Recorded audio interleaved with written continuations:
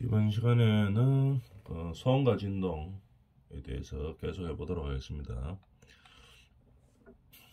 우리가 작업을 하다 보면은 사업장에서 작업을 하게 되겠죠. 그럴 때 소음이 많이 들립니다.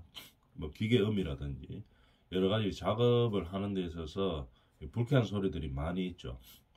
근데 우리가 작업장 같은 데 이렇게 보면은 그런 소음들을 없애기 위해서 뭐 노래를 튼다든지 라디오 방송을 튼다든지 이렇게 하는 경우가 많이 있죠. 그 왜 그렇게 하는가 하면은 작업에 집중을 하고 그다음에 불쾌감을 좀 없애고 이렇게 하기 위해서 소리의 그 효과들을 이용하는 겁니다.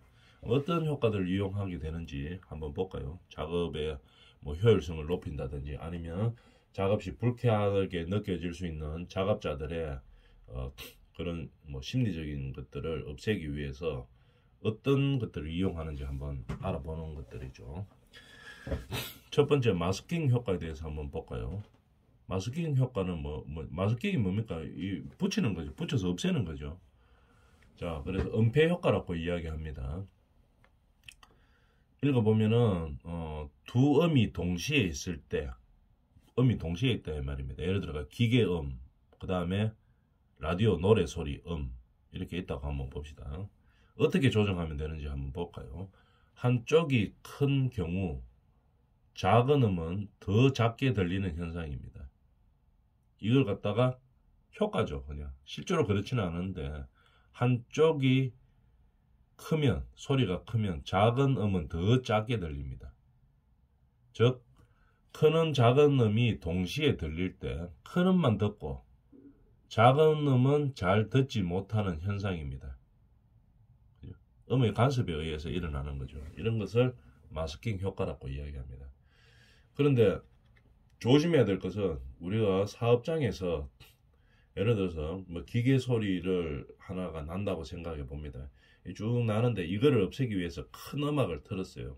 그러면 그 기계음은 안 나는데 너무 많이 크게 들으면 어떻게 되면 청력이 많이 떨어지죠. 감해지죠. 나빠집니다. 그래서 우리들은 산업안전 보건에 대해서 사업장에 대해서 관리 감독할 때 이런 부분들을 많이 사용할 수 없게끔 나쁘게 활용하지 않게끔 그렇게 관리를 해야 된다는 얘기입니다. 왜냐하면은 이런 효과에 의해서 노래 소리를 좀 크게 했다 이러면 실제로는 기계음도 다 들리는 겁니다. 사람한테는. 근데 노래음을 좀 크게 함으로써 아니면 주파수를 낮춤으로써 이거를 실제로는 우리가 많이 불쾌한 이런 기계 소음들, 공장 소음들 이런 것들을 없애버려 가지고 사람의 이 작업자들의 그 상황을 작업자들이 인식 못하게 만들어 버리는 경우들이 많이 있죠. 그래서 이런 것들을 마스킹 효과나 이런 것들을 적절하게 이용해서 근로자 건강에 도움이 되는 범위 안에서 이걸 활용해야 되지 뭐 너무 막 감추어 가지고 위한 그런 용도로 사용하고 있는 것들, 그래서 오히려 저 근로자의 건강을 나쁘게 하는 것 이런 것들을 막아줘야 되는 상황입니다. 근데 뭘 알아야 이제 정확하게 알아야지 우리가 대처를 할 수가 있겠죠. 그래서 이런 것들을 배우는 겁니다. 마스킹 효과, 은폐 차단 효과, 음이 크면 작은 음을 없앨 수 있다, 안 들리게 할 수 있다 이런 얘기겠죠. 그런 것들을 마스킹 효과라고 이야기합니다. 마스킹 소음의 어느 한계 이상에서는 중심 주파수에 있는 순음에 대한 영향을 미치지 못한다. 잘 안 들린다는 얘기겠죠. 그 다음에 주파수로도 조정을 하는데 그러면 주파수가 어떨 때 잘 들리느냐? 주파수는 낮을 때 주파수 높은 것을 은폐시킬 수 있습니다. 소리 자체는 큰 소리가 작은 소리를 은폐시킬 수 있는 거고, 주파수가 높은 음이 주파수가 낮은 음이 주파수가 높은 음을 마스킹 할 수 있는 겁니다. 마스킹 효과에서는 마스킹하는 음이 클수록 마스킹 효과는 커지나 그 음보다 높은 주파수의 음은 낮은 주파수의 음보다 마스킹 되기 쉽다. 이 말이 좀 어렵죠. 말을 좀 헷갈리게 적어놨는데 무슨 말인가 하면 마스킹이 잘 되려고 하면 소리로 봐서는 크게 나오는 게 좋고 주파수로 봐서는 낮게 나오는 게 좋다 이런 얘기입니다. 근데 두 음의 주파수가 비슷할 때는 마스킹 효과가 더욱 커지는 거고 같으면은 어떻게 마스킹 효과는 좀 감소하는 겁니다. 음이 강하면 음배되는 양도 커지는 겁니다. 그래서 음이 막 강하다. 그럼 음배되는 그 소리의 양이 커지기 때문에 우리 근로자들은 오히려 더 나쁜 영향을 가질 수가 있겠죠. 건강상. 그런 얘기입니다. 그 다음에 주로 어떻게 쓰이느냐. 작업장 배경음악이나 뭐 자동차 내부의 오디오 음악 이럴 때 많이 사용하죠. 이게 공장 산업 현장에서 보면은 뭐 근로 현장에서 보면은 이 효과들이 활용함으로써 근로자들의 건강에 오히려 더 나쁜 영향을 끼치는 경우도 많이 있겠죠. 그래서 그런 것들을 우리가 잘 구분해서 사용해야 되는 겁니다. 자, 그러면 소리는 또 도플러 효과라는 것이 있어요. 도플러 효과가 뭔지를 한번 봅시다. 쉽게 말해서 뭐냐면은 이 음원이 움직일 때입니다. 음원이 움직일 때. 가만히 있는 음원이 아니고 움직여요. 기차 같은 거 타면 움직이죠. 저쪽에서 기차 소리 내면서 옵니다. 뿡 하면서 오는데 이게 멀리 있다가 가까이 오죠. 가까이 오고 우리를 지나치죠. 여기 있는 우리를 지나치죠. 이럴 때 어떤 효과가 발생하는지 한번 볼까요? 음원이 움직일 때 들리는 소리의 주파수가 음원의 주파수와 다르게 느껴지는 겁니다. 실제보다 다르게 느껴지는 효과를 말하는 거죠. 즉 발언음이 이동 시에 그 진행 방향 쪽에서 원래 발언음의 음보다 고음이 되고 반대쪽에서는 저음이 되는 현상을 말하는 거죠. 예를 한번 들어볼까요? 뭐냐면은 기차역에서 기차가 지나갈 때 기차가 역 쪽으로 올 때는 기차음이 고음으로 들립니다. 그죠? 오는 방향으로 역 쪽으로 올 때 크게 고음으로 들리고 지나간 후에는 저음으로 들리는 거죠. 이런 게 도플러 효과입니다. 다르게 느껴지는 거죠. 똑같죠? 기차 소리는 똑같이 지나가면 똑같습니다. 근데 저 멀리에서 기차역 쪽으로 오고 있을 때는 크게 들립니다. 근데 지나가면은 어떻게 저음으로 들린다는 얘기겠죠. 이런 것을 도플러 효과라고 이야기하는 겁니다.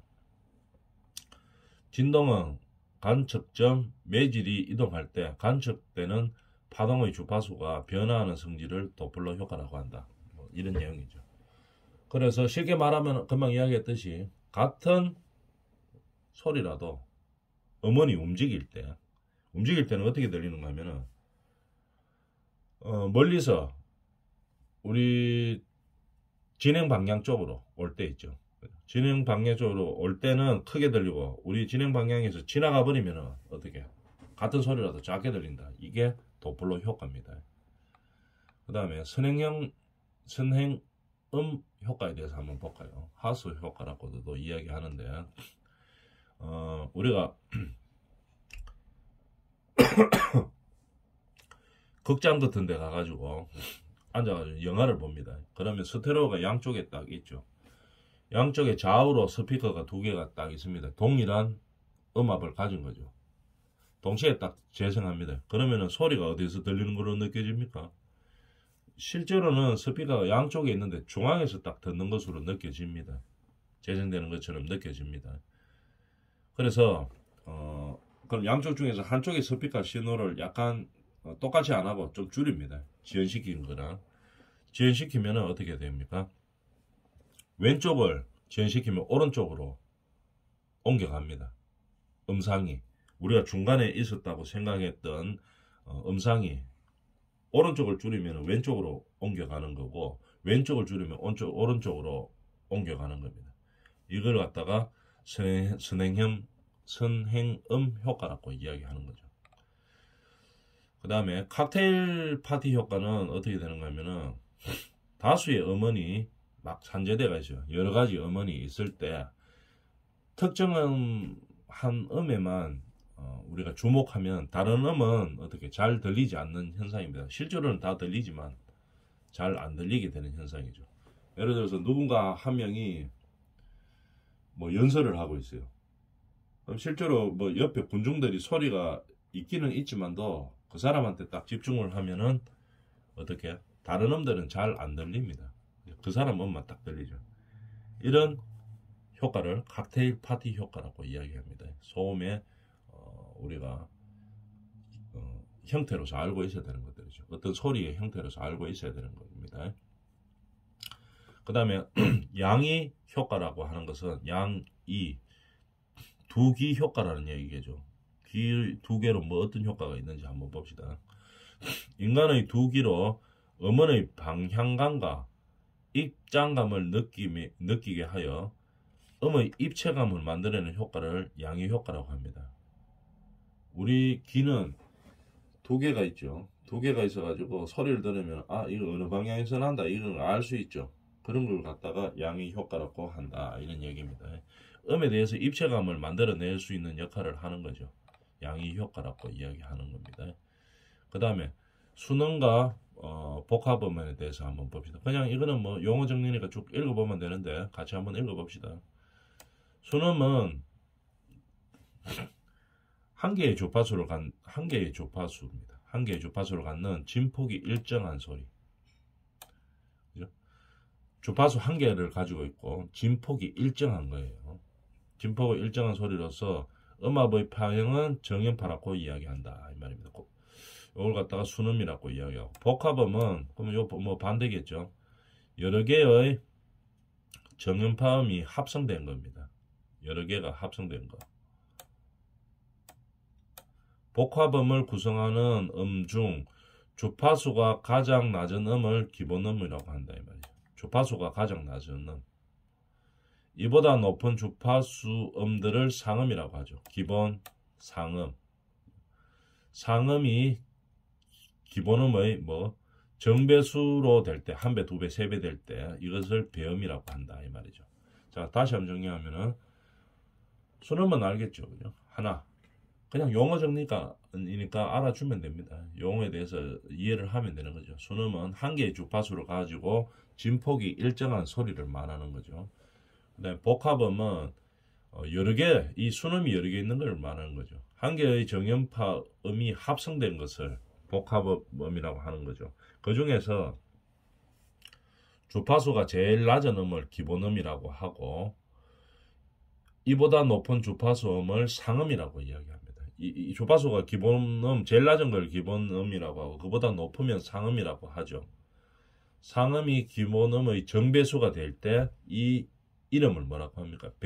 배로 된다고 해서 배음이라고 이야기한다는 얘기입니다. 복합음의 파형은 순음의 파형보다 당연히 복잡하겠죠. 복잡하지만 주기적으로 안정된 파형이 반복되는 소리. 안정된 파형이 반복입니다.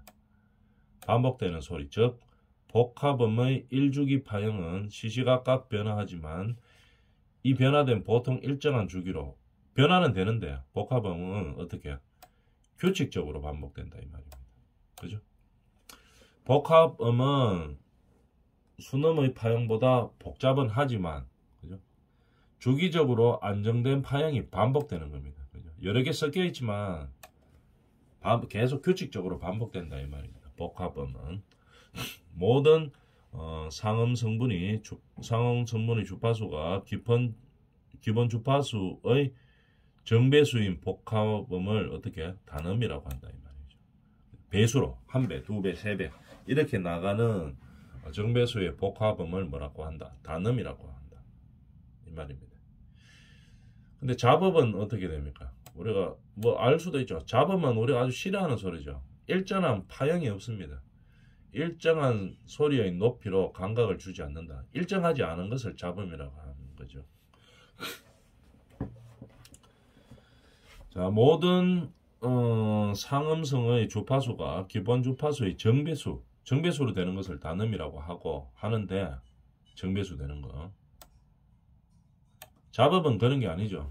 일정한 파형이 없고 그죠? 일정한 소리의 높이로 감각을 주지 않는다. 이런 것들을 갖다 잡음이라고 합니다. 그래서 용어에 대해서 한번 알아봤어요. 그래서 용어니까 그냥 한번 쭉 읽어서 아 이런 것을 이렇게 하는 거구나 하면서 이해해 주면 되겠습니다. 그 다음에 이제 문제에 대해서 한번 봅시다.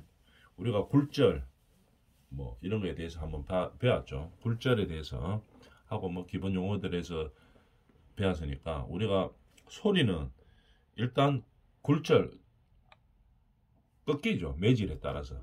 근데 그 중에서 제일 기본적인 문제들만 한번 풀어보도록 하겠습니다. 더 이제 깊이 들어가는 것들은 나중에 뭐 소음 진동을 전공을 한다든지 이럴 때 하도록 하고 기본적인 내용들만 우리가 알고 있으면 되죠. 우리가 산업안전 보건을 하기 위해서 필요한 것들이기 때문에 기본적인 내용들만 알고 있으면 됩니다. 문제를 한번 풀어볼까요? 배 위에서 배입니다. 배 한번 그려볼까요? 배 위에서 사공이 뭐 사공이라고 합시다. 사공이 물 속에 있는 이 배니까 이 물이 있겠죠. 물 속에 있는 뭐 해녀입니다. 해녀가 이제 물에 있죠. 물 안에 있습니다. 해녀에게 큰 소리로 소리쳤습니다. 이 사람한테 소리를 쳤어요. 이렇게 소리를 쳐가지고 들어갔겠죠. 들어갔는데 입사각이 60도, 음파의 굴절각이 45도였어요. 이때 굴절률은 얼마이냐? 이 소리의 굴절률을 구하라 이 말입니다. 한번 구해봅시다. 근데 중요한 것은 우리가 굴절률 구할 때 저번 시간에 했었죠. 중요한 것은 각도를 어디에서 구해야 되느냐? 이 각도에서 구해야 됩니다. 이 각도에서, 그죠? 이 각도에서 구해야 되겠죠. 이 각도에서 어떻게 됩니까? 입사각이 60도라고 했어요. 그럼 여기서 밑으로 1로 내려오는 게 아니고 이 수평 각도로 내려오는 게 아니고 수직으로 서 있는 이 각도 이거에 대해서 구해야 되는 거죠. 입사각이 얼마? 60도라는 얘기입니다. 60도. 60도. 근데 여기가 뭐가 돼요? 공기죠. 여기는 매질 1입니다. 이게 공기고 이게 물이죠. 매질 2입니다. 그죠? 공기에서 물로 이 소리가 들어가는 거죠. 들어가면서 어떻게 됩니까? 굴절이 됩니까? 됩니다. 만약에 굴절이 안 된다면 저 공기하고 여기도 공기라면은 이 똑같이 이렇게 직선으로 그려놓은 것처럼 직선으로 딱 와서 여기가 60도가 돼야 되겠죠. 여기도. 그런데 뭐가 됩니까? 매질이 다르니까 굴절이 돼야 되겠죠. 굴절이 되면 어떻게 되는가 한번 그림 그려봅시다. 굴절이 되면은 녹색으로 할까요? 이렇게 오던 음의 각도가 꺾입니다. 그죠? 뭐 어떤 변화가 있겠죠. 이렇게 많이 꺾일 수도 있고 적게 꺾일 수도 있는데 여기 나오죠. 굴절각이 45도라고 했습니다. 그러면 60도 여기 굴절 돼가지고 60도가 아니고 45도로 이렇게 가는 거죠. 이렇게 와서 일직선에 있으면 빨간 선인데 옆으로 딱 꺾인다 이 말이에요. 굴절이 됐다는 얘기겠죠. 여기가 몇 도가 된다? 45도가 된다 이 말입니다. 중요한 것은 어떻게 해요? 각도 기준은 어디가 됩니까? 이 수평이 아니고 이 번면을 가지고 이야기해야 되겠죠. 그죠? 법사각. 그때 저번 시간에 배웠던 그림 한번 볼까요? 저번 시간에 잠깐 그림을 한번 봅시다. 첫 시간에 배웠나요? 쭉 올라가면 요걸 말하는 거죠. 법선. 요거를 이야기하는 거죠. 요 각도. 요 법선에 대해서 입사각은 몇 도? 요거. 굴절각은 몇 도? 요렇게 이야기해야 된다고 저번 시간에 이야기했었죠. 다시 돌아가 보면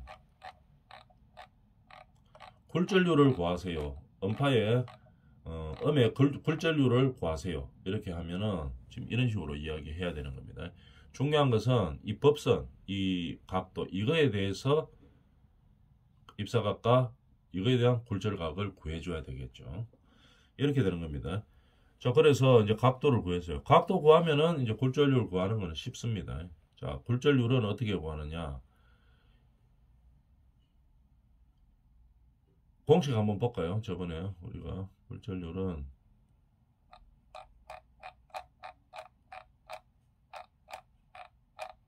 실시간 했는 거 여기 있죠. C2분의 C1입니다. C2분의 C1 각도를 가지고 이야기하는데 사인으로 이야기해야 되겠죠. 사인 C2분의 사인 C1 이게 굴절률입니다. 굴절률은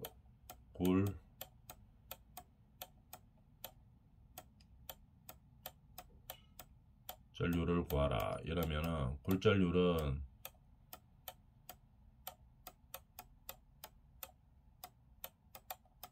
이렇게 되는 거죠. 사인 굴절각분의 사인 입사각 이렇게 되는 겁니다. 요게 이제 공식이죠. 그죠? C2분의 C1 굴절각분의 입사각 이렇게 되는 겁니다. 사인 근데 사인이죠. 사인 굴절각분의 사인 입사각 이렇게 되는 거죠. 알겠죠? 요거분의 요겁니다. 근데 사인으로 이야기해야 돼요. 그러면 굴절률이 나오는 거죠. 자, 돌아가서 문제를 한번 봅시다. 공식은 저랬고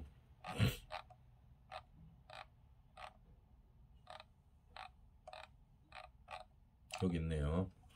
자, 그러면 굴절률은 사인 세타2 요게 세타2를 말하는 거죠. 요게 세타2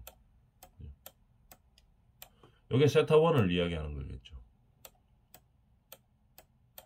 요게 굴절각입니다. 요게 입사각이고 그럼 사인 세타2는 결국 뭐를 말하는 거야? 사인 45도를 말하는 거죠. 45도 요거를 말하는 거죠. 굴절각 사인 45를 말하게 되는 겁니다. 분의 사인 입사각이니까 60도 요걸 말하는 거죠. 여기는 그래서 사인 45도는 사인 45도가 2루트 2죠. 2루트 2 여기 들어갔고 2루트 2 그 다음에 사인 60도는 2루트 3이죠. 2루트 3 그래서 이제 계산을 해주면 되겠습니다. 분모끼리 같은 수니까 2로 나눠주어서 얼마가 되고 1이 되는 거죠. 1 그러면은 요거 분의 요거 요렇게 되는 거죠. 요거 분에는 곱했는 거죠. 1 곱하기 루트 2분의 그럼 요거 계산하면은 어떻게 되나 루트 2분의 요거 분의 바깥에 거죠. 그러니까 1 곱하기 루트 3 이렇게 되는 거죠. 그래서 뭐 계산기를 가지고 들어가 계산해도 되니까 루트 3이 얼마 정도 됩니까? 약 한 1.7 뭐 정도 요 정도 되겠죠. 이렇게 되고 루트 2가 1.414 정도 이렇게 되고 뭐 이렇게 되겠죠. 두 개 나누면 되겠죠. 나누면 요거 나옵니다. 1.2247 정도 나옵니다. 요렇게 굴절률을 구하는 거겠죠. 자, 굴절률 구하라고 하면 요렇게 구해주면 됩니다. 중요한 거는 이 법선에서 각도를 세우고 세타2 분의 세타1이다 이 말이죠. 세타2 굴절각분의 입사각 이렇게 되면 되는 거죠. 그 다음에 똑같은 문제죠. 요거를 한번 풀어봅시다. 배 위에서 똑같네요. 또 배네요. 예를 들어서 뭐 여러가 배가 있네요. 배 위에서 물 속에 있는 사람 아까 이거 하고 똑같은 그림이네요. 그러면 배 위에서 물 속에 있는 뭐 해녀든 누구든 간에 이 소리를 쳤습니다. 큰 소리로 쳤는데 소리를 이렇게 아이고 빨간색으로 바꿔야 되겠죠.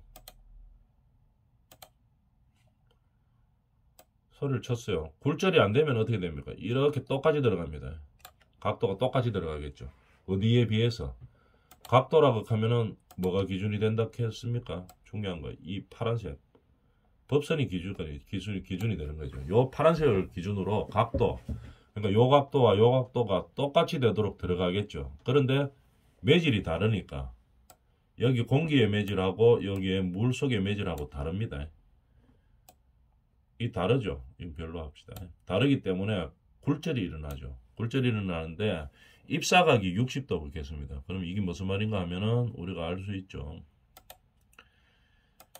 입사각이 여기가 60도다. 60도입니다. 60도고 그 다음에 굴절 각이 나온 게 아니고 요거 말한 거죠. 요거를 구하라 하는 겁니다. 요거를 구하라 하는 건데 대신에 굴절률이 나오는 거예요. 굴절률이 얼마, 요 각을 주고 굴절률 구하라 하는 게 아니고 요번 거꾸로 물어는 주는 거죠. 굴절률은 이렇게 되죠. 굴절률은 2루트 3이고 루트 2분의 3이고 그 다음에 각을 구하라. 그럼 공식 그대로 넣으면 됩니다. 어떻게 됩니까? 굴절률이 오히려 나와 있는 형태죠. 그러니까 굴절률은 그럼 2루트 2분의 3은 이렇게 되겠죠. 3은 우리가 사인 세타 2분의 그러니까 사인 얼마가 되겠어요? 사인 우리가 구하는 세타 2분의 사인 세타 1이죠. 사인 세타 1 근데 사인 세타 1에 해당되는 게 나와 있죠. 요게 세타 1이고 입사가 그 다음에 굴절각 요게 세타 2 되는 거죠. 세타 2 그러니까 사인 세타 1은 문제에서 주어집니다. 사인 입사각이 60도죠. 60도 그래서 이제 계산만 하면 되는 거겠죠. 요거는 똑같이 사인 60도가 얼마입니까? 2분의 루트 3이죠. 2분의 루트 3은 사인 세타 2 그래가지고 이제 계산만 하면 되는 거죠. 세타 2 대입시키고 요게 얼마가 됩니까? 결국은 루트는 뛸 수 있죠. 루트 2분의 루트 3 이렇게 되어 있죠. 그건 다 계산할 수 있죠. 그래서 계산하면 되는 겁니다. 그 결국은 어떻게 됩니까? 계산할 때는 이렇게 곱하고 x자로 곱하는 거죠. 이거는 이렇게 곱하고 그래서 곱하면은 세타2의 각도가 나옵니다. 세타2는 얼마가 되느냐? 그러면 세타2는 뭐 계산이니까 계산을 하면 되겠죠. 얼마가 되나 하면 계산해 보면 45도 이렇게 됩니다. 그래서 공식에 대해서 이제 대입을 해서 계산을 하면 되는 거죠. 중요한 거는 이 법선 각도, 이 수직으로 서 있는 법선 각도에 입사각과 굴절각이 나와줘야 된다. 그래서 굴절각분의 입사각은 굴절률이다 하는 거. 그거만 알아주면 되겠습니다. 여기까지 하겠습니다.